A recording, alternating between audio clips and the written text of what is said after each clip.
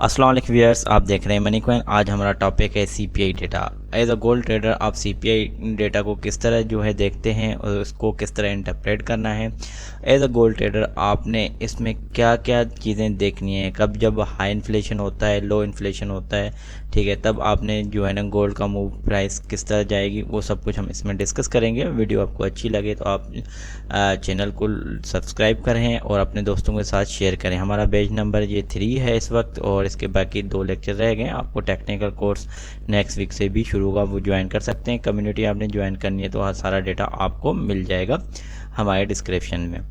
अच्छा, वीडियो की तरफ चलते हैं। तो फंडामेंटल एनालिसिस का ये कोर्स है, fundamental analysis for gold traders के लिए स्पेशली मैंने ये डिज़ाइन किया हुआ है।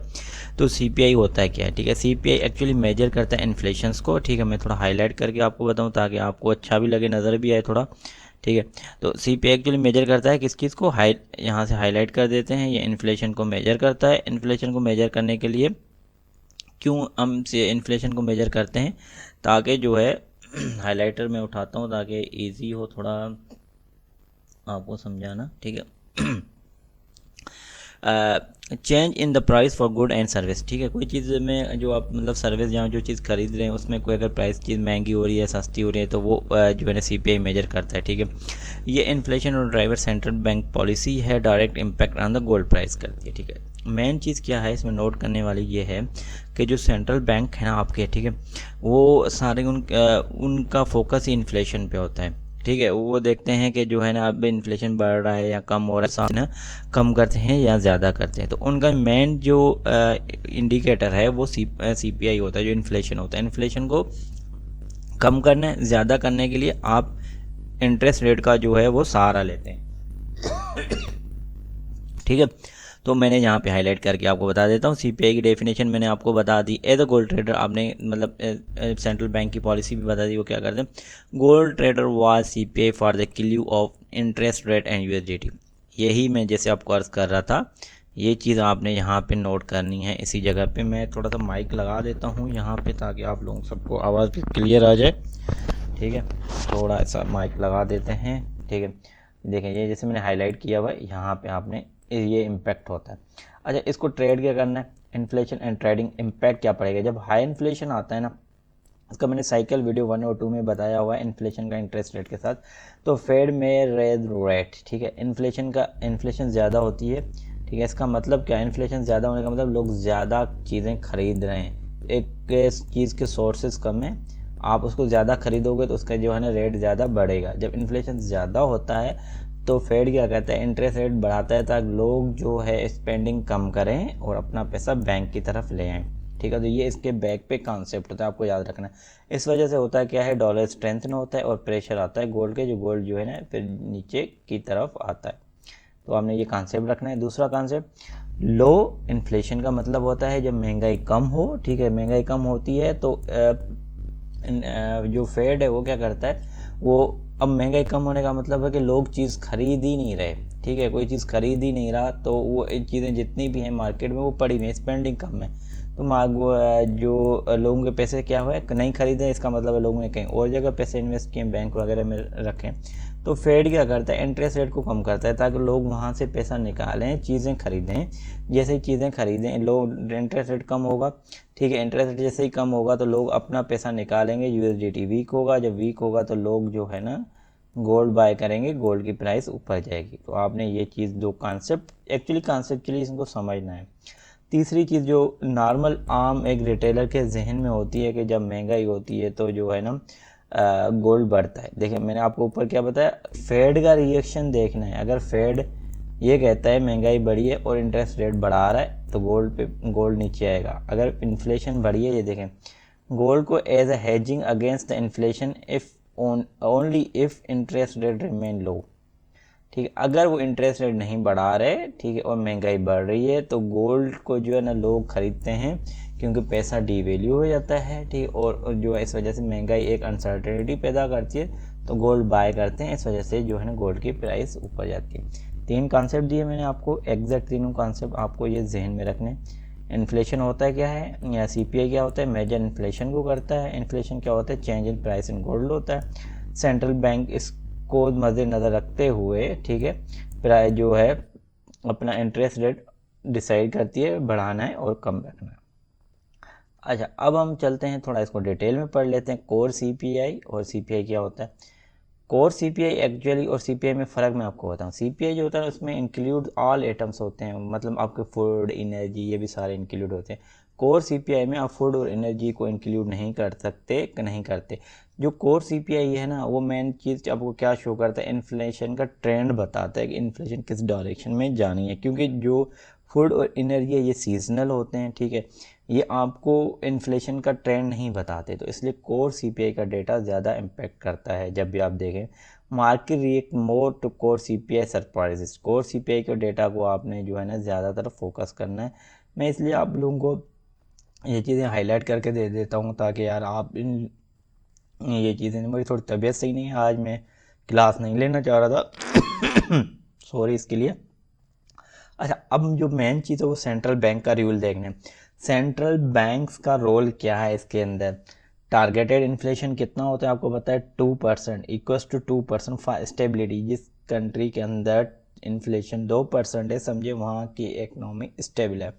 अगर इन्फ्लेशन डेविएट करता है तो वो क्या करते हैं, अपनी सेंट्रल बैंक पॉलिसी चेंज करता है। देखिए, डेविएट ट्रिगर्स पॉलिसी चेंजेस, ठीक है। अगर मिसाल के तौर पे आपका जो है इन्फ्लेशन 2 से बढ़ के 3 पे चला गया, तो अब वो क्या करेंगे, इंटरेस्ट रेट को बढ़ाएंगे, ठीक है। इंटरेस्ट हाइक को जो है कट करना, इंटरेस्ट को बढ़ाना और कम करना किस चीज़ पे डिपेंड करेगा, आपका इन्फ्लेशन के जो टारगेट है उस पर डिपेंड करेगा, ठीक है। These move these move ripple across bond, currency and bond, ये जो मूव्स हैं, ठीक है, ये आपको बॉन्ड की प्राइस पे इम्पेक्ट करेगा, करेंसी की प्राइस पे इम्पेक्ट करेगा, वो साथ गोल्ड के। ये मैं चीज़ आपको बता रहा हूँ, ये पूरे के पूरे फॉरेक्स के भी यही सेम है, सेम फंडामेंटल एनालिसिस है। ट्रेडिंग स्ट्रेटजी, जब आप गोल्ड में ट्रेड कर रहे हैं तो आपके पास ट्रेडिंग स्ट्रेटजी क्या होनी चाहिए वो आपने यहाँ पे नोट करनी है। इसको अपनी नोटबुक में भी लिख लें। और मैं आपको यहाँ पे ये भी बताऊंगा, जो मैं आपको कोर कॉन्सेप्ट दे रहा हूँ ये आपको कहीं पे भी नहीं मिलेंगे। आप चाहे फॉरेक्स फैक्ट्री पे भी जाएंगे तो आपको सिर्फ ये बताएंगे इन्फ्लेशन बढ़ेगा तो डॉलर स्ट्रेंथन होगा, ये कहीं नीचे लिखा नहीं होगा फेड का रिएक्शन क्या है। कॉन्सेप्ट समझें, चीज़ों को अंडरस्टैंड करें तो आप मार्केट में पैसा बनाएंगे, वरना नहीं बना सकते। अच्छा, चलते हैं टॉपिक की तरफ। Trading strategy for the gold है। Before release note for gold forecast, ठीक है, जो आपके सीपीआई का डेटा है ना उसको आपने मद्देनजर रखना है। If CPI is greater than expected, अगर वो सीपीआई ज़्यादा आता है, जो एक एक्सपेक्टेड होता है, जो फोरकास्टेड किया जाता है उससे अगर ज़्यादा आ रहा है, इसका मतलब यह है कि चांसेस हैं यूएसडीटी स्ट्रेंथन होने के। वजह वजह बताई, इंटरेस्ट रेट बढ़ेगा। इंटरेस्ट देखें, यूएसडीटी स्ट्रेंथन होगा क्योंकि यील्ड राइज होगा। यील्ड राइज होगा, यील्ड का मतलब होता है इंटरेस्ट रेट।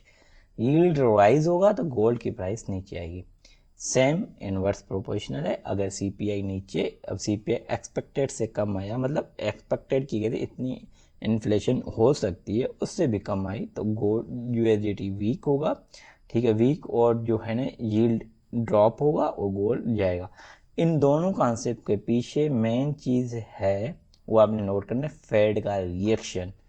अगर सीपीआई नीचे कम आता है, एक्सपेक्टेड से कम आता है, और उसके बाद फेड कहते हैं हम इंटरेस्ट रेट को जो है वो कट कर रहे हैं, तो गोल्ड जो है बढ़ेगा। अगर सीपीआई नीचे है और जो है गोल्ड का रेट नहीं बढ़ रहा, और सॉरी इंटरेस्ट रेट जो नहीं बढ़ा रहे, ठीक है, तो गोल्ड की प्राइस ऊपर नहीं जाएगी, इवन बल्कि नीचे आएगी। आपने कभी मार्केट में देखा होगा, मैं आपको ये बताता हूँ, आप इसको जो है ना लाइव ट्रेडिंग व्यू पे जाके एग्जांपल पे देख सकते हैं, मैंने इसको एनालाइज किया हुआ है। अच्छा, अब कहते हैं मेजरिंग इन्फ्लेशन, ये आपने वैल्यूज़ याद रखनी है। सीपीआई अगर लेस देन 1.5 है तो फेड क्या करता है, इंटरेस्ट रेट कम करने की कोशिश करता है, क्योंकि डिसइन्फ्लेशन होती है।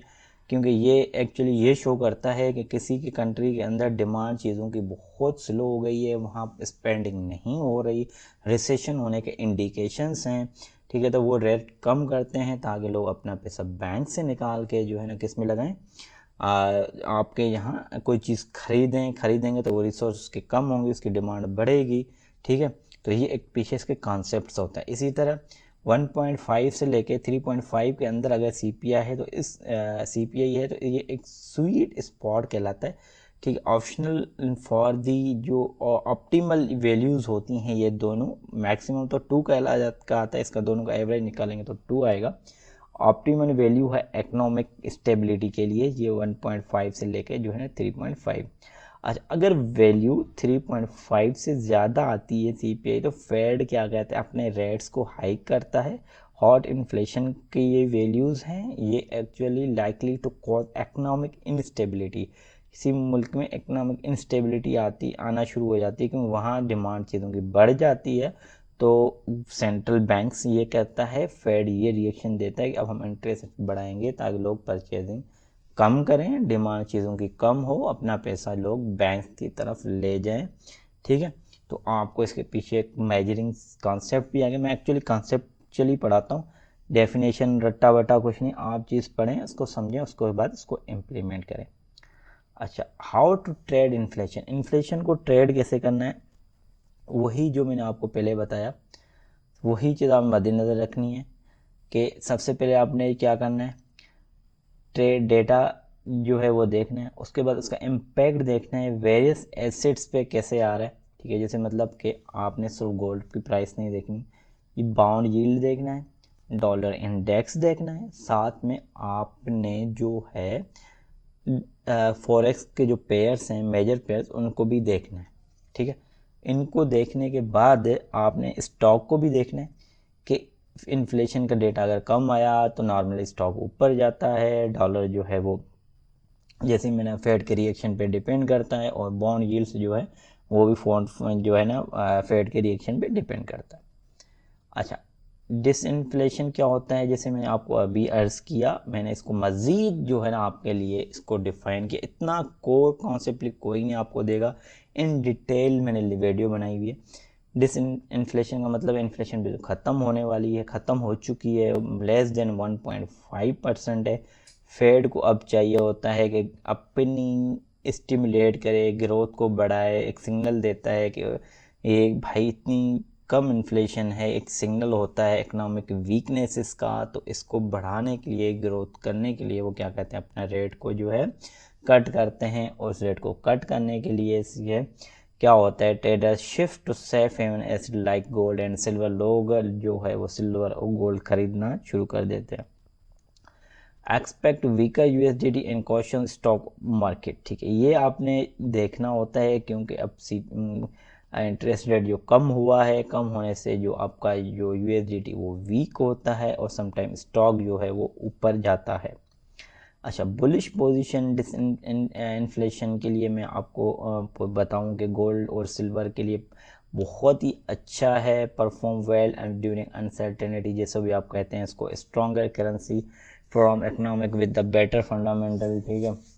ये चीज़ें आपने याद में ये रखनी है। बुलिश पोजीशन डिसइन्फ्लेशन कौन सी, गोल्ड और सिल्वर के लिए होता है, ठीक है, करेंसीज के लिए होता है और बॉन्ड के लिए होता है। Bond price rise as interest fall, bond की प्राइस बढ़ती है, यील्ड नहीं बढ़ेगा, बॉन्ड की प्राइस बढ़ेगी जैसे इंटरेस्ट रेट कम होता है। तो आपने इन तीन चीज़ों को देखना है। स्ट्रॉन्गर करेंसी, जैसे मैंने आपको बताया कि USDT वीक होगा, उसके अगेंस्ट यूरो है, JPY है, तो वो ऊपर जाएगा। बेरिश पोजीशन कौन सी होती हैं, स्टॉक इंडेक्सेस होती हैं।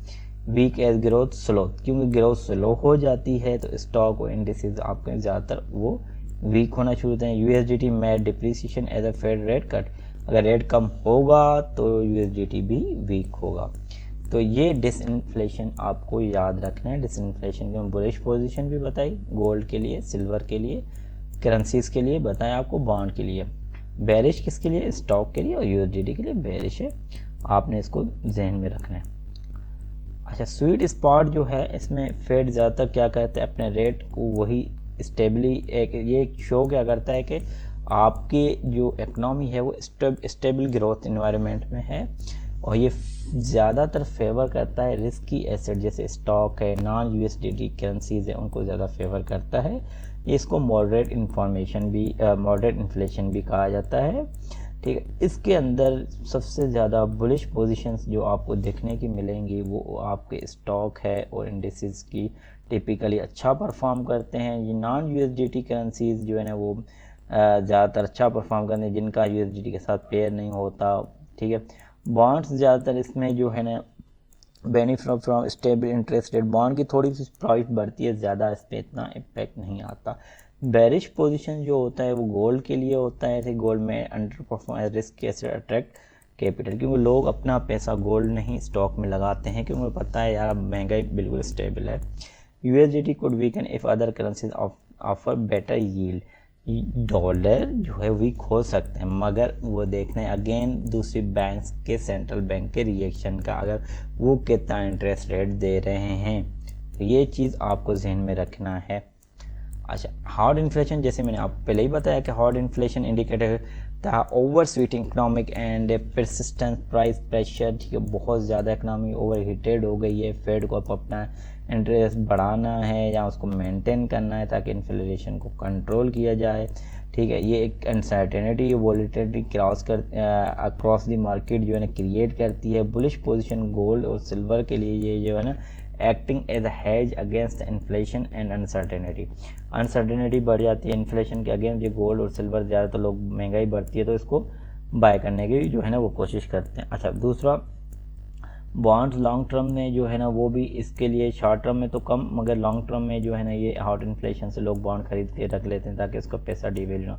बेरिश पोजीशन अगर देखें तो डॉलर के लिए may weaken as purchasing power decline, भाई इतनी महंगाई हो गई लोग कोई खरीद ही नहीं रहे तो डॉलर जो है उस हिसाब से जो है ना वीक होगा। स्टॉक इंडिसेस ऑफ जो है ना वो भी ऑलमोस्ट जो है ना बेरिश की तरफ ही होते हैं। नॉन यूएसडीटी करेंसीज जो होती हैं फ्रॉम लो इन्फ्लेशन कंट्रीज में अप्रिशिएट, तो वो जो है आपके बढ़ सकती हैं।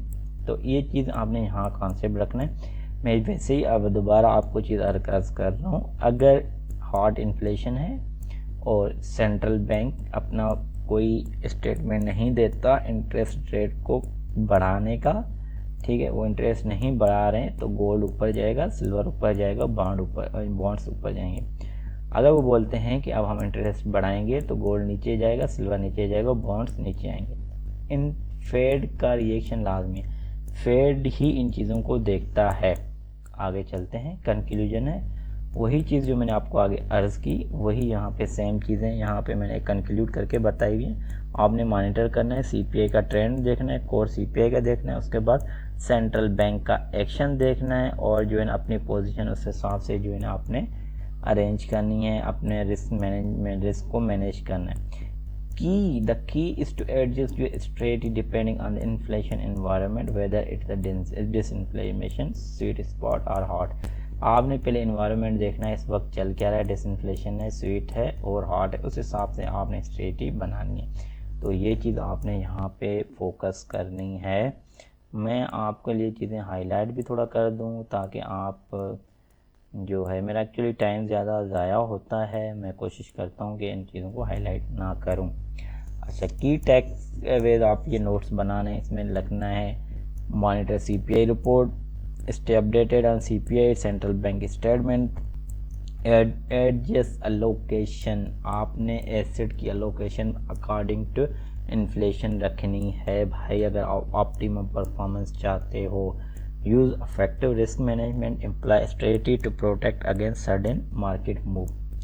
तो आज का लेक्चर बहुत अच्छा हुआ, इसको मज़ीद एक और मैं इसमें लेक्चर 2 ले लेते हैं ताकि जो है ना वीडियोस मैंने आपके लेक्चर थोड़ा लेंदी हो गया, ये पेज मसरूफ़ था, तो एक और क्लास लेते हैं। हाउ टू ट्रेड कॉर्ट रिपोर्ट। कॉर्ट रिपोर्ट एक्चुअली होती है कमिटमेंट ऑफ ट्रेडर्स रिपोर्ट, ठीक है। ये एक्चुअली शो करती है पोजीशंस इन फ्यूचर मार्केट के, कितने लोगों ने बाय किया हुआ है, कितने लोगों ने सेल किया, मतलब कितने लोगों ने लॉन्ग किया है, कितने लोगों ने शॉर्ट किया हुआ है। ये एक्चुअली डिवाइड होती है कमर्शियल, नॉन कमर्शियल और उसके अलावा नॉन रिपोर्टेबल ट्रेडर्स के बीच में। इसमें फोकस हम एज अ ट्रेडर जो है ज़्यादातर नॉन कमर्शियल जो ट्रेडर्स हैं वो फोकस किया जाएगा, हम भी उसी पे फोकस करेंगे। और hedge fund and institution that expect a lag, ठीक है। हमारा फोकस किस पे होगा, 3 किस चीज़ों पे डिवाइड होती है ये, कमर्शियल, नॉन कमर्शियल और non reportable. As a trader हम फोकस करेंगे नॉन कमर्शियल ट्रेडिंग पे, ट्रेडर्स पे, मैं बताऊंगा क्यों। अच्छा, ये क्या चीज़ रिवील करती है? ये रिवील करती है, ये क्या चीज़ शो करती है? Position major market participant. जैसे मिसाल के तौर पर सेंट्रल बैंक है और बड़ी बड़ी सेंट्रल बैंक के अलावा आपको मैं एक मिसाल दूं, जो बड़े इंस्टीट्यूट हैं उनकी बैंक की पोजीशंस क्या हैं। उसके अलावा जो बड़े लोग और हैं जिनके पास बहुत ज़्यादा अमाउंट है, वो आइदर बाय कर रहे हैं, सेल कर रहे हैं। ये एक्चुअली हमें मार्केट का सेंटीमेंट और आपको मार्केट का रिवर्सल बताएगी कि मार्केट अब किस डायरेक्शन में जानी है। बाइंग की अगर साइड ज़्यादा है तो मार्केट लॉन्ग बुलिश की तरफ रहेगी, और अगर शॉर्ट में इंटरेस्ट बढ़ रहा है, ओपन इंटरेस्ट बढ़ रहा है, तो शॉर्ट की जो है वो पोजीशन अब मार्केट यहाँ से रिवर्सल लेती है। ये वीकली CFTC एक वेबसाइट है, एवरी फ्राइडे 3:30 पाकिस्तान टाइम के मुताबिक, ये जो है ईस्टर्न टाइम के मुताबिक आपको जो है ना ये वेबसाइट पे मिल जाएगी। अब इसको थोड़ा और डिटेल में देखता हूँ, मैं आपको एक एक चीज़ बताई। कमर्शियल का मतलब use market to hedge business risk. Commercial का मतलब बैंक्स, ठीक है, जो बैंक्स वगैरह होते हैं, बिजनेस इंस्टीट्यूट होते हैं, फाइनेंशियल इंस्टीट्यूट होते हैं, वो क्या करते हैं, अपना पैसा जो डॉलर यूरो में उनके रखे हुए थे वो गोल्ड बाय कर लेते हैं अपने, क्योंकि वो अपने बिजनेस का रिस्क को हेज करने के लिए अपना ये जो पोजीशंस ओपन करते हैं गोल्ड में या सिल्वर में। इसको कहते हैं कमर्शियल। नॉन कमर्शियल जो होते हैं वो एक्चुअली वो लोग होते हैं जो सीकिंग प्रॉफिट्स, ठीक है, जिनका मकसद होता है, जो ट्रेडर्स होते हैं, ठीक है, वो पोजीशन ओपन करते हैं, मार्केट ऊपर जाती है, अपना पैसा लेते हैं और निकल जाते हैं, ठीक है। इसको कहते हैं नॉन कमर्शियल, जो हम ट्रेडिंग करते हैं, जिसमें आप स्विंग ट्रेडर भी आ गया, स्कैल्पर भी आ गया, ठीक है, और इसके अलावा आपका इन्वेस्टर, शॉर्ट टर्म इन्वेस्टर भी आ गया। Why focus on non commercial data reflect institution sentiments market direction. ये एक्चुअली रिफ्लेक्ट क्या करती है, मार्केट की मूव को रिफ्लेक्ट करती है, क्योंकि सारे इन्वेस्टर जहाँ होते हैं, ठीक है, जहाँ पे ट्रेडर्स का मूव होता है वो आपको डिसाइड करते हैं, क्योंकि वो ही मार्केट को आगे ऊपर लेके जाएंगे। क्योंकि जो कमर्शियल होते हैं वो तो जस्ट अपने बिजनेस का रिस्क मैनेज करने के लिए वो गोल्ड या सिल्वर बाय करते हैं, उनको ट्रेडिंग में कुछ है ही नहीं लेना देना, वो तो अपना रिस्क को मिनिमाइज़ करने के लिए जो बाय कर लेते। इसलिए हम फोकस करते हैं नॉन कमर्शियल को। ये reflect institutional sentiment and market direction. Short shift में सिग्नल ट्रेंड चेंज, इनके अंदर अगर कोई चेंज है, शॉर्ट शिफ्ट आया तो आपको पता चलेगा मार्केट अब रिवर्सल लेने के चांसेस में है। हाउ टू यूज़ कॉर्ड रिपोर्ट। कॉर्ड रिपोर्ट को यूज़ कैसे करें। Track weekly changes in non commercial position, वो मैं बताऊंगा आपको। एक वीडियो मैंने पूरी डिटेल में बनाई हुई है, आप मेरे यूट्यूब चैनल मनी कॉइन्स पे आप देख सकते हैं, ठीक है। वहाँ पे मैंने कॉर्ड की पूरी A to Z डिटेल बताई गई, चेंज बताया, ओपन इंटरेस्ट बताया, चेंज इन परसेंटेज बताया हुआ, सब उसमें आप देख सकते हैं। तो आपने देखना है नॉन कमर्शियल के अंदर चेंज कितना है। Identify extremes, overbought, oversold. कहाँ पे ऐसा ना हो कि ज़्यादा लॉन्ग में ज़्यादा पोजीशंस हैं तो वहाँ ओवरबॉट है, अगर शॉर्ट की पोजीशन ज़्यादा है तो ओवरसोल्ड है। तो उसे combine with technical analysis for timing entries. इसको जो इन्वेस्टर हैं, जो स्विंग ट्रेड करते हैं, वो लोग इसको लाजमी वीकेंड पे इसको देखते हुए अपनी पोजीशन एडजस्ट करते हैं। ये एक फ्यूचर में आपको इंडिकेशंस देता है कि मार्केट का मूव किस डायरेक्शन में होगा। की पॉइंट टू कंसीडर, ये ट्रेंड कंफर्मेशन के लिए कार्ड को इस्तेमाल किया जाता है। जिस साइड पे पोजीशन ज़्यादा होंगी तो आपको पता चलेगा नेक्स्ट वीक मंडे को मार्केट ओपन होगी तो मार्केट की डायरेक्शन क्या होगी। एडिशनल रिसर्च के लिए लोग इस्तेमाल करते हैं मार्केट में, जो है इसको आप ऑलवेज कंबाइन किया जाता है टेक्निकल टूल्स के साथ, रिसर्च की जाती है। Technical indicator, market news, other चीज़ें जो है इसमें इसको साथ जो है ना इस्तेमाल किया जाता है कार्ड रिपोर्ट को, ताकि उनका जो इंडिकेटर है, जो कोई लोगों ने इंडिकेटर्स बनाए होते हैं, ठीक है, उसके अलावा जो मार्केट की न्यूज़ होती है उसको इसको मिला के आप जो है एक ट्रेड बना सकते हैं, ठीक है। उसके बाद मल्टी टाइम फ्रेम एनालिसिस के लिए कार्ड को इस्तेमाल किया जाता है, ठीक है, जिसमें लिखा हुआ है consider different time frame as a long position in card report might be more relevant on weekly chart than on a 4-hour chart। Weekly chart पे लोग देखते हैं, ठीक है, गोल्ड का मूव किस तरह है, उसके बाद देखते हैं बाइंग पे कितना है, सेलिंग, ओपन इंटरेस्ट इस वक्त कितने कॉन्ट्रैक्ट ओपन है, उस हिसाब से जो है ना लोग एनालिसिस करते हैं। रिस्क मैनेजमेंट भी की जाती है कॉल के। अगर देखते हैं भाई अब रिवर्सल आने वाला है तो लोग जो है ना अपना पोजीशंस डाउन कर देते हैं, ठीक है, रिड्यूस कर देते हैं। की टैक्स नोट वे जो मैंने आपको बनाए हुए हैं, ठीक, तो वो आप देख सकते हैं वही चीज़ें जो मैंने आपको बताया। कमर्शियल्स अगेंस्ट हेज करते हैं अगेंस्ट मार्केट रिस्क के। नॉन कमर्शियल जो है ना वो क्या करते हैं, मार्केट की प्राइस का ट्रेंड डिफाइन करते हैं। इंटरप्रेट कार्ड रिपोर्ट करने के लिए आपने विजुअल चार्ट्स पे आप इंफॉर्मेशन देख सकते हैं उसको अलावा। और इसके अलावा आप कार्ड रिपोर्ट की जो है ना लिमिटेशंस हैं कुछ, ठीक है, वो इतनी अहम नहीं है। जैसे कि focus on long term position which में not align with the short term trading strategy. अगर कोई बंदा, इसकी लिमिटेशंस ये मैं आपको बता दूं, एक ये एक्चुअली स्विंग ट्रेडर्स करते हैं।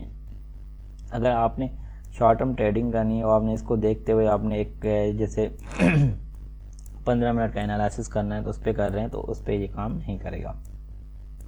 ट्रेंड कंफर्मेशन के लिए अच्छा है ये। सॉरी, मेरी तबीयत थोड़ी आज सही नहीं है तो और लेक्चर में डबल ले रहा हूँ आज।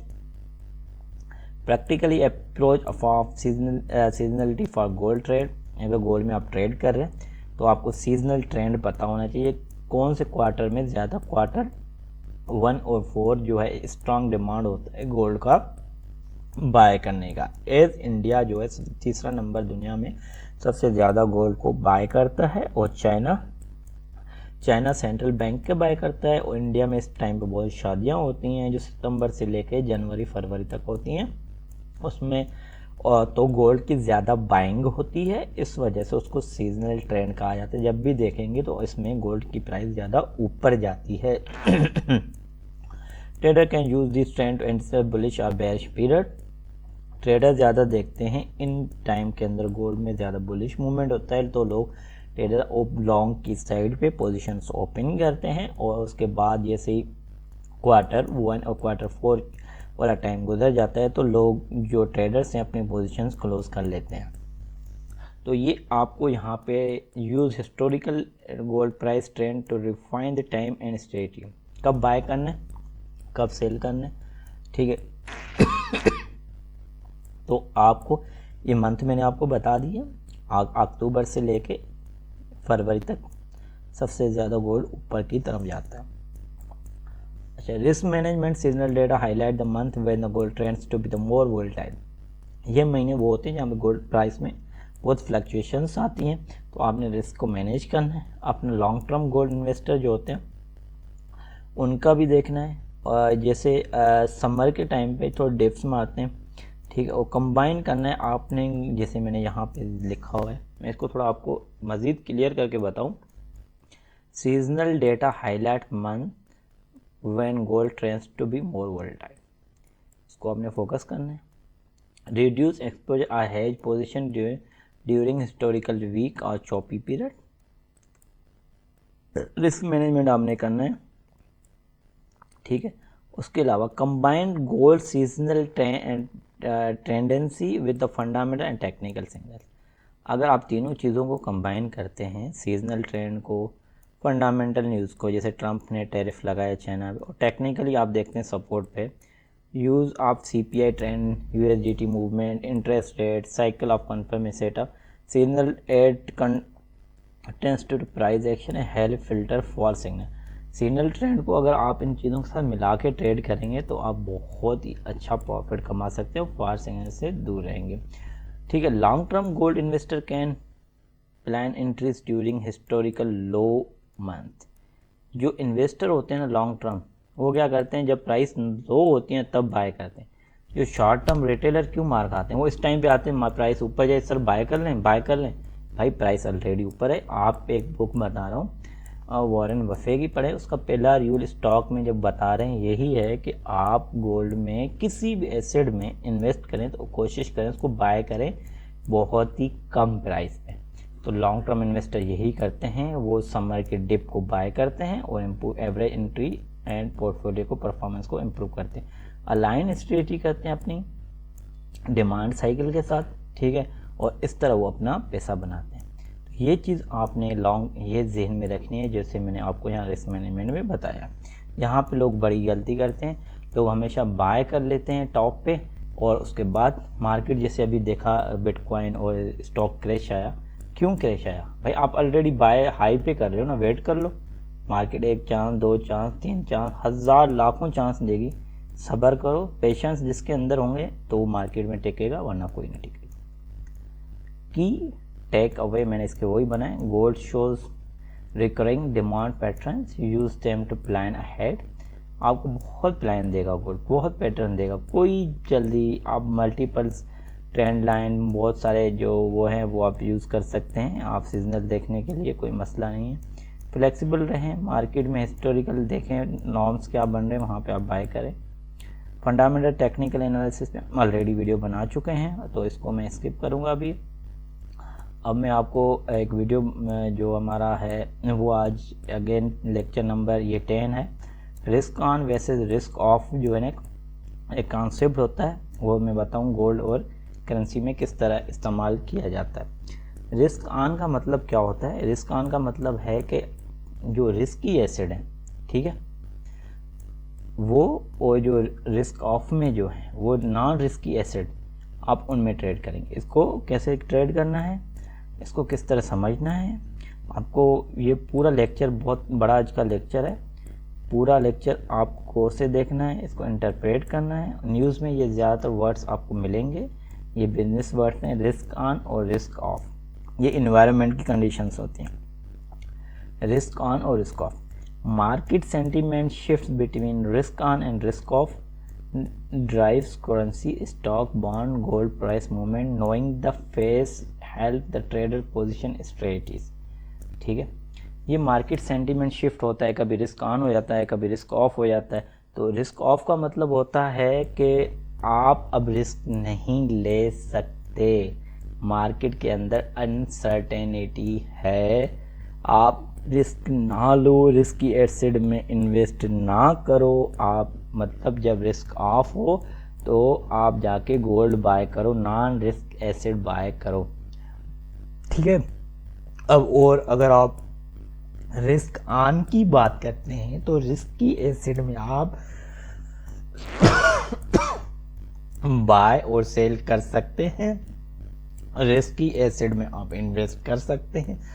तो ये होता है जैसे कि आपके स्टॉक्स हैं, बॉन्ड्स हैं, आप इनमें इन्वेस्ट कर सकते हैं। अच्छा, risk on and gold, rising confidence, lower demand for safe haven. Risk on का मतलब मैंने बताया कि भाई अब रिस्की एसेट में आप जाके कूद जाओ, रिस्क ऑन का मतलब ये है। रिस्क ऑन का मतलब ये मैंने बताया, उसके अंदर कॉन्फिडेंस बढ़ता है तो वो गोल्ड की डिमांड कम होती है, गोल्ड जो है कंसोलिडेट फॉर्म में चला जाता है या स्लाइडली नीचे की तरफ जाता है। तो जो ट्रेडर्स हैं वो क्या करते हैं, अपने एसेट जो है वो शिफ्ट मार देते हैं। ठीक है, एसेट को बढ़ाने के लिए वो रिस्क ऑन सेंटीमेंट की तरफ चले जाते हैं और वो अपने एसेट जो है वो स्टॉक की तरफ शिफ्ट ले लेते हैं। Traders shift to growth asset instead. ठीक है, तो वो जो है गोल्ड बाइंग के बजाय वो अपने जो उनके एसेट्स हैं ग्रो कराने के लिए वो क्या करते हैं, स्टॉक की तरफ रिस्की एसेट पे चलते हैं। रिस्क ऑन सेंटीमेंट, जब मार्केट के अंदर रिस्क ऑन सेंटीमेंट हो आपने किन चीज़ों पे फोकस करना है, ऑप्टिमल अबाउट ग्रोथ। ठीक है, हायर रिस्क एपेटाइट, जो जिनकी में रिस्क ज़्यादा हो, जैसे क्रिप्टो है, जैसे स्टॉक है, तो आप उनमें जो है इन्वेस्ट कर सकते हैं। ठीक है, investor move from bonds, equity and commodities. Investor क्या करते हैं, मूव हो जाते हैं बॉन्ड से इक्विटीज में चले जाते हैं। ठीक है, जब ये कंडीशन रिस्क ऑन की होती है। ठीक है, दूसरा, गोल्ड ऑफन स्टैग्नेट और dips as capital flow to risky asset. Gold उस टाइम पे डिप मारता है क्योंकि जितने भी ये एसेट्स हैं रिस्की, पैसा वहाँ फ्लो करता है। बुलिश करेंसीज कौन सी होती हैं जब रिस्क ऑन हो, ये कौन सी currency, Australian, New Zealand, Canadian, British, euro. इसके पीछे लॉजिक है, मैं आपको बताता हूँ, क्योंकि ये गोल्ड के ट्रेड के साथ आप फॉरेक्स भी पूरा सीख लेंगे। ऑस्ट्रेलिया, न्यूजीलैंड, कैनेडियन, ये करेंसीज कहलाती हैं कमोडिटीज़ करेंसीज। ठीक, कमोडिटीज़ करेंसी का मतलब कनाडा सबसे ज़्यादा ऑयल को एक्सपोर्ट करता है यूएस को। जब हालात सही होंगे, एक पब्लिक ट्रांसपोर्ट बढ़ेगी तो ऑयल की कंजम्पशन ज़्यादा होगी, कैनेडियन डॉलर स्ट्रेंथ होगा। न्यूजीलैंड, डेयरी मिल्क, हालात सही हैं, बिल्कुल मार्केट ओके है, इनकी प्रोडक्ट ज़्यादा बिकेगी, न्यूजीलैंड का डॉलर जो है वो ऊपर जाएगा। ऑस्ट्रेलियन डॉलर है, ऑस्ट्रेलियन डॉलर ज़्यादातर आयरन और एक्सपोर्ट करता है, तो उससे क्या होगा, ऑस्ट्रेलिया की प्रोडक्ट जो है ज़्यादा बिकेगी, मार्केट बिल्कुल सेंटीमेंट, रिस्क ऑन सेंटीमेंट पे है, तो उनको प्रॉफिट होगा। ये बुलिश करेंसीज है। बेरिश करेंसीज हैं यूएसडीटी, जेपीवाई और जो है आपका स्विस। ठीक है, ये आपको बेरिश करेंसीज क्यों हैं, क्योंकि ये करेंसीज आपको सेफ हेवन करेंसीज के तौर पे इस्तेमाल होती हैं। जब हालात ख़राब हों, लोग गोल्ड बाय, जैसे गोल्ड बाय करते हैं इस तरह डॉलर बाय करके रख लेते हैं, जापानीज़ करेंसी बाय कर लेते हैं, या फ्रांस की करेंसी, स्विट्ज़रलैंड की करेंसी बाय करके रख लेते हैं, क्योंकि ये सेफ हेवन कॉन्सेप्ट आता है इनके अंदर। ये सबसे ज़्यादा स्टेबल जो करेंसीज हैं, इसलिए लोग इनको बाय करके रखते हैं। अच्छा, अब हम चलते हैं रिस्क ऑफ मूड का। रिस्क ऑफ मूड का मतलब होता है कि उस वक्त आपने रिस्की एसेट में इन्वेस्ट नहीं करना, आपने रिस्क को ऑफ करना है। पैसा जो है, investor seek stability and store of value, gold demand rise sharply. Investor क्या करते हैं, स्टेबिलिटी चाहते हैं, कभी कोई वार हो गई या कोई इस तरह का बिजनेस क्रैश हो गया, तो इन्वेस्टर अपना स्टेबिलिटी के लिए ऐसा एसेट खरीदते हैं जिसमें अंदर अपना वैल्यू स्टोर कर पाए। जैसे गोल्ड की डिमांड फिर बढ़ जाती है, और वो gold often align with falling equities and weaker commodities. ठीक है, तो ये आपने जहन में रखना है। मैंने इसको यहाँ पे हाईलाइट किया हुआ है कि एक्चुअली होता है क्या है कि लोग जैसे कहीं इक्विटी खरीदी हुई है या कमोडिटीज़ दूसरी है, मतलब गोल्ड से अलावा, जैसे आप वीट भी कमोडिटीज़ में आता है, तो वो खरीदने, उनको जो वहाँ पे उनको लॉस हुआ है, उनको स्टेबल करने के लिए, उनको रिकवर करने के लिए लोग गोल्ड में बाय कर देते हैं। रिस्क ऑफ सेंटीमेंट बता देता हूँ, पेसिमिज्म और अनसर्टेनिटी डोमिनेंसी ज़्यादा होती है, कैपिटल फ्लो करता है into safe haven asset. Safe haven asset कौन से हैं, स्टॉक एंड रिस्क करेंसीज जो हैं वो ड्रॉप्स होती हैं, जैसे मैंने आपको रिस्क करेंसी पहले जिक्र किया। बुलिश करेंसीज कौन सी हैं, यूएसडीटी, जेपीवाई और जो है ना आपका स्विट्ज़रलैंड की जो है ना वो करेंसीज जो हैं वो आपको बुलिश की तरफ मिलेंगी, क्योंकि यहाँ ये स्टेबल स्टेबल करेंसीज होती हैं और ये एज अ सेफ हेवन के तौर पे इस्तेमाल की जाती है। आपने क्या करना है, जब भी मार्केट के अंदर ये सेंटीमेंट बना हो रिस्क ऑफ का, तो आप इन करेंसीज को जो है बाय कर सकते हैं, साथ गोल्ड को बाय कर सकते हैं। बेरिश के लिए करेंसीज के लिए ऑस्ट्रेलिया, न्यूजीलैंड, कैनेडियन, जीबीपी और यूरो को आप जो है उस वक्त शॉर्ट कर सकते हैं। मज़ीद इसको थोड़ा आपको मैं इन डिटेल बताऊं, कमोडिटीज़ का कनेक्शन जो है वो क्या होता है, Australia, New Zealand, Canadian commodities currencies कहलाती हैं ये।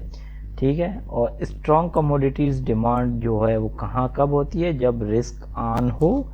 ठीक है, ये करेंसीज बढ़ती हैं। फॉलिंग कमोडिटीज़ डिमांड कब होती है, जब रिस्क ऑफ हो, जैसे मैंने आपको इन डिटेल आगे जाके बताया भी हुआ है। आपने इन चीज़ों को नोट्स बना के रख लेना है, ये चीज़ें आपको कहीं नहीं मिलेंगी मार्केट में, आपको बहुत रफ डेटा मिलेगा, मिसगाइड लोग करेंगे। Gold benefit in risk off as a hedge against uncertainty, मैंने जैसे आपको बताया था वही चीज़ है। की टेक अवेज में वही बताया कि रिस्क ऑन में कॉन्फिडेंस बढ़ता है, गोल्ड न्यूट्रल या बेरिश में चला जाता है, रिस्क ऑफ में फियर होता है, गोल्ड जो है ना बुलिश की तरफ चल जाता है। Track sentiment to time gold trade effectively, track आपने लाजमी सेंटीमेंट देखना है कि रिस्क ऑफ है, रिस्क ऑन है, उसके बाद आपने जो है ना गोल्ड में कूदना है। ठीक है भाई, तो आपको गोल्ड को ट्रेडिंग करने के लिए आपने इन चीज़ों को लाजमी देखना है, रिस्क ऑन और रिस्क ऑफ को। How to trade economic data fundamental analysis course का है, जैसे हमने पहले इसका जिक्र किया हुआ है कि रिटेलर क्या सोचते हैं और उसके अलावा दूसरे जो हैं वो आपके बारे में मतलब इसमें दो चीज़ों का कॉन्सेप्ट आता है, ठीक है। एक रिटेलर्स होते हैं, एक जो इन्वेस्टर होते हैं, उनके बीच में का कॉन्सेप्ट है। इकोनॉमिक डेटा को आपने किस तरह इंटरप्रेट करना है, इसकी अलग वीडियो मैंने बनाई हुई, आप देख सकते हैं। फोरकास्ट और एक्चुअल क्या होता है, सरप्राइजिंग फैक्टर क्या होता है, ये हमने इस पर ऑलरेडी वीडियो एक बना चुके हैं, आप उसको देख सकते हैं, ठीक है। Trading smarter with data, data के साथ आप मैं थोड़ा इसको हाईलाइट कर देता हूँ। ट्रेड की पोजीशंस जैसे जीडीपी, सीपीआई, एनएफपी, पीएमआई, एक एक पे अलग मैंने वीडियो बनाई हुई, आप उसको देख सकते हैं। मज़ीद मैंने इसको शॉर्ट में वीक यूएसडीटी होता है, गोल्ड बुलिश होता है, मार्केट इम्पैक्ट आपको मैंने यहाँ लिखा हुआ है, शॉर्ट में नोट आप यहाँ से भी बना सकते हैं।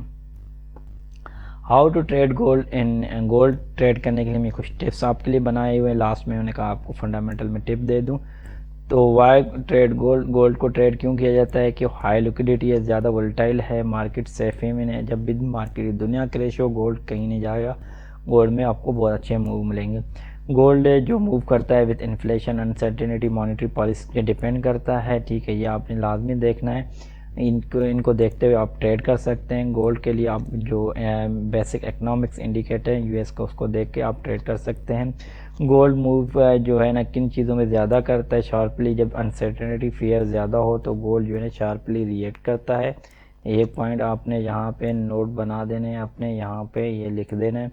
और एक्ट सेफ्ट हेवन ड्यूरिंग क्राइसिस, जैसे 2008 में रिसेशन आया था, इस तरह कोई क्राइसिस आता है, जैसे कोविड आया, ठीक है, तो आप उस टाइम पे जहाँ कोई टैरिफ वार हुई तो आप गोल्ड की जो है ना एज ए सेफ हेवन में उसकी डिमांड बढ़ जाती है। वॉच मार्केट सेंटीमेंट, अगर मार्केट रिस्क ऑफ है, कहीं लड़ाई चल रही है, वार है, तो गोल्ड जो है वो ऊपर जाएगा। Be ready to act as a fast when volatility index, sometime ये होता है कि मार्केट के अंदर बहुत ज़्यादा वॉलेटिलिटी होती है, कोई अनसर्टेनिटी, कोई मतलब डिज़ास्टर आ गया, इस तरह की चीज़ें आ गई मार्केट के अंदर, या फेड के अंदर कोई चेयरमैन को हटाया जा रहा है, इस तरह की चीज़ें अगर वॉलेटिलिटी ज़्यादा आती है तो वो गोल्ड का मूव बहुत ज़्यादा होता है। तो ये शार्ट लास्ट में मैंने आपके लिए नोट्स बनाए हुए। Know the fundamental gold price depends on, ये मैंने आपको बताया, interest rate, inflation, USDT strengthen, ठीक है, और सेंट्रल बैंक की पॉलिसी, ग्लोबल ग्रोथ को जो है ना आपने भी देखना होता है। ये 5 पॉइंट्स आपने रखने हैं जहन में, और गोल्ड को आप ट्रेड कैसे कंबाइन करने हैं आपने फंडामेंटल को टेक्निकल के साथ, आप जो है ना गोल्ड में अच्छा इंप्रूव कर सकते हैं। Entry leaning gold can be go further than you expect, ठीक है, जितना एक्सपेक्ट करते हैं इससे भी ज़्यादा मूव जाता है अगर आप दोनों को कंबाइन करके जो है ना आप एनालिसिस करते हैं। Gold often exceed expectation, rallies और ड्रॉप, समटाइम गोल्ड बहुत नीचे आ जाता है, ठीक है, उसके पीछे रीज़न भी आपने मैंने लिखे। मैनेज रिस्क विथ, आपने कभी भी आपने ऐसा नहीं करना आप फंडामेंटल आपकी तरफ ऊपर जा रहे हैं, सब ऊपर है, आपने ट्रेड आंखें बंद करके आपने ऊपर की तरफ, कभी कभी गोल्ड बहुत नीचे आ रहा है, उसके लिए आपने रिस्क को मैनेज करना है। तो ये मैंने अब शॉर्ट्स में आपके लिए नोट में, स्टॉप लॉस के बगैर मैं कभी भी ट्रेड की कॉल नहीं देता हूँ, आपने स्टॉप लॉस लगाना है, प्रॉपर पोजीशन ओपन करनी है आप अपने पोर्टफोलियो के हिसाब से। और इसके अलावा जो लास्ट में पेशेंस इन वोलेटाइल फेसेस, अगर कोई मार्केट ऊपर नीचे जा रही तो आपने इमोशंस पे कंट्रोल करना है।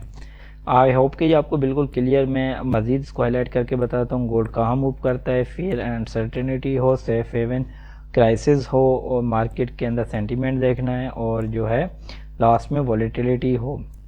फंडामेंटल और टेक्निकल को आपने मिला के ट्रेड करना है। गोल्ड के अंदर आपने रिस्क को मैनेज करना है, कभी कभी शॉर्टली नीचे भी आता है तो आपने स्टॉप लॉस, पोजीशन साइजिंग और पेशेंस के साथ ट्रेड करना है। टेक अवेज में जो है वही चीज़ें, फंडामेंटल आपने देखना है, इन्फ्लेशन, इंटरेस्ट रेट, क्योंकि वो ड्राइव करते हैं गोल्ड को। ऑलवेज रिस्क को आपने मैनेज करना है, स्टे डिसिप्लिन, इन्फॉर्म्ड, आपने सारा न्यूज़ वगैरह देखनी है। गोल्ड जो है वो कभी कभी बहुत ही शॉर्टली बस्ट होता है, जब ग्लोबल अनसर्टेनिटी हो तो उसमें बहुत ज़्यादा बढ़ जाता है। अब मज़ीद आपको इसमें अगर कोई चीज़ समझ नहीं आई तो आप कमेंट्स कर सकते हैं। आज का लेक्चर पूरा कोर्स यहाँ पे कंप्लीट होता है, हमने सारी चीज़ें ऑलमोस्ट डिटेल में पढ़ ली हैं। रिस्क ऑन रिफॉर्म की लेक्चर है, फंडामेंटल टेक्निकली हमने भी पढ़ा, उसके अलावा हमने आज कार्ड रिपोर्ट भी डिसाइड की, और इन्फ्लेशन को भी हमने आज जो है ना वो कम्प्लीटली पढ़ा, ठीक है। कोर सीपीआई और सीपीआई का हमने डेटा वो भी देखा, और ये विक्स पे मेरे एक सेंटीमेंट की वीडियोस बनी हुई है, वो सेम विक्स है। विक्स एक्चुअली ये S&P 500 के अंदर जो है आपके वॉलेटिलिटी बताती है कि लोगों के अंदर कॉन्फिडेंस कितना है। अगर ये ज़्यादा होती है तो इसका मतलब है कि लोग स्टॉक में ज़्यादा इन्वेस्ट नहीं कर रहे हैं, गोल्ड में करेंगे। एप्लीकेशन ये वही चीज़ जो मैंने आपको बताई है, फियर एंड रिस्क गेज, उसके वीडियो के अंदर सारी चीज़ें हैं। जियो पॉलिटिकल्स पे अलग वीडियो मैंने बनाई हुई है, आपको मैंने ऑलरेडी दी हुई है, ठीक है। उसके अलावा ये पहले के जो सेंटीमेंट एनालिसिस थे, रिटेलर और स्मार्ट, ये इसको थोड़ा देख लेते हैं। ये शायद वीडियो मैंने आपके साथ शेयर नहीं की, ये वाली सेंट्रल बैंक्स की तो हो गई है। Trading using retail versus smart money sentiment, इसको थोड़ा समझना है, इसको वीडियो को थोड़ा मैं बता देता हूँ। Retailer sentiments positions open of individual traders usually way broker या ब्रोकर्स डेटा। जैसे हम आप एक्सनेस पे हम trader broker data open positions open करते हैं तो ये रिटेलर पोजीशंस होती हैं, ठीक है। स्मार्ट मनी सेंटीमेंट्स क्या होता है, जो इंस्टीट्यूशनल की पोजीशंस होती हैं, जो बैंक्स वगैरह हैं, सेंट्रल बैंक्स हैं, जो कार्ड रिपोर्ट देखते हैं, बैंक्स हैं, हेज फंड वाले, तो वो उनकी स्मार्ट मनी पोजीशंस होती है। तो आपको जब ट्रेड करना है तो आपने दोनों को अलाइन करके ट्रेड करना है, ऐसे नहीं रिटेलर को देखा और हेज फंड को नहीं देखा। सबसे पहले मनी सेंटीमेंट्स वालों को देखना है, उस हिसाब से आपने ट्रेड करनी है, ठीक है। वाई सेंटीमेंट मैटर क्यों करते? Gold is heavily influenced by fear, inflation and global risk. जैसे आपको पता है, मैंने भी बताया अभी।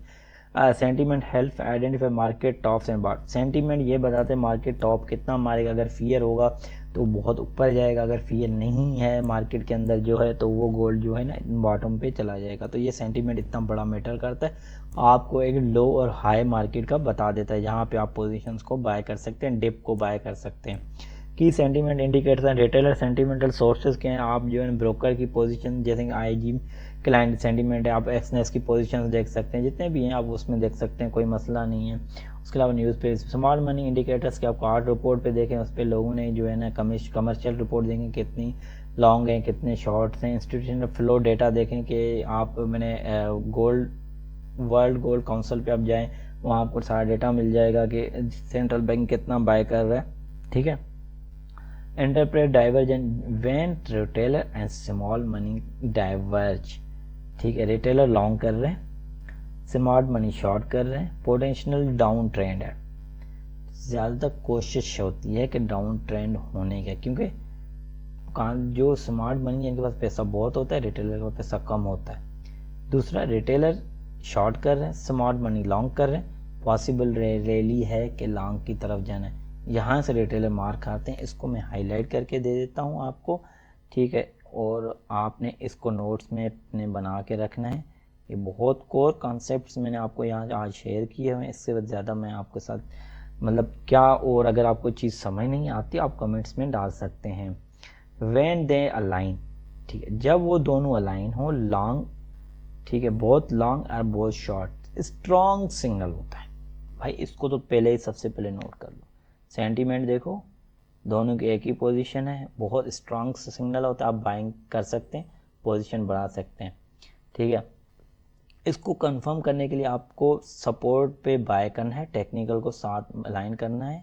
टेक्निकल, सेंटीमेंट, फंडामेंटल अलाइन करेंगे तो आप मार्केट में छा जाएंगे, ठीक है। Why align with smart money, ठीक है। स्मार्ट मनी के साथ क्यों अलाइन करें? हम अपनी पोजीशन बोलते हैं, हम आप रिटेलर हैं करें।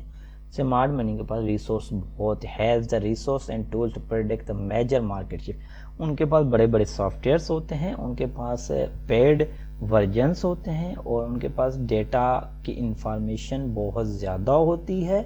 तो उनके पास मल्टीपल AI टूल होते हैं, ठीक है, वो उसको प्रेडिक्ट करते हैं। इसलिए हम कोशिश करते हैं रिटेलर उनको फॉलो करेंगे तो आप मार्केट में पैसा बना सकते हैं।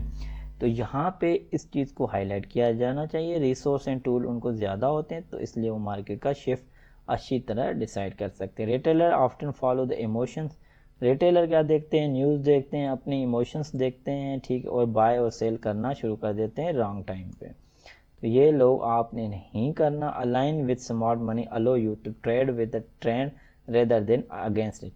जो स्मार्ट मनी वाले आपको ये अलो करते हैं, ट्रेड के एक स्टेटमेंट है, trade with trend is your friend, trade with trend, ठीक है, आपने जिस डायरेक्शन में मार्केट मूव कर रही है उस डायरेक्शन में आपने ट्रेड करना है। ठीक है, और आज तक मैं जितनी भी ट्रेड करता हूँ पिछले 4 महीने से बाइंग की कॉल दे रहा हूँ गोल्ड में, एक सेल की कॉल दी है, सारे के सारे बाइंग शिफ्ट है।